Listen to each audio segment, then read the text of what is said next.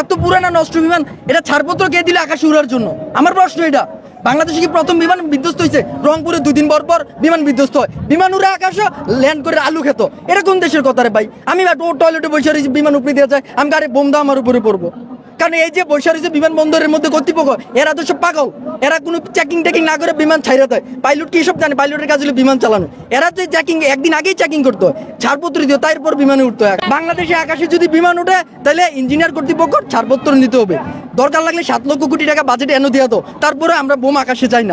যারা এটা ছাড়পত্র দিচ্ছে আকাশে উড়ার জন্য, তারা এই দায় নিতে হইব। আর যদি এরকম না থেকে কেন থাকলো না? এটার জন্য বিমান বাহিনী কর্তৃপক্ষ দায়ী। আজকাল যদি বিমান বাহিনীর প্রধানের ছেলে মারা যেত তো দেখতেন খুব সুন্দর হইতো। এখন গরিব মানুষ মারা গেছে, 2 দিন পরে আমি মরবো, আপনি মরবেন, হুট করে একটা বিল্ডিং, আমি টাকা দিয়ে বিল্ডিং বানাবো, একটা বিমানে আমার বিল্ডিং উপরে শেষ, আমরা সবাই শেষ। জয় বাংলা। গতকালকে আপনার দেখা ঘটনাটা কতটা হৃদয় বিদারক ছিল? আরে হৃদয় বিদারক কি মিয়া? আমি কানতে কানতে শেষ, আমার বাতি জ্বালাকে মারা গেছে মিয়া। আসলে ভাই একটু বলবেন, তো সেক্ষেত্রে আহত এবং নিহত হয়েছে। আরে ভাই মনে করলেন যা আছে সবই তো আহত। আপনি দেখেন না ক্লাসগুলোতে কতজন ছাত্র করে ছিল, এটা হিসাব করে সব আহত। আস্তে আস্তে নিহত হইতেছে মিয়া। নিরপরাধ শিশু, বাচ্চার মাগুলো সবগুলো বেহুশ হয়ে রয়েছে।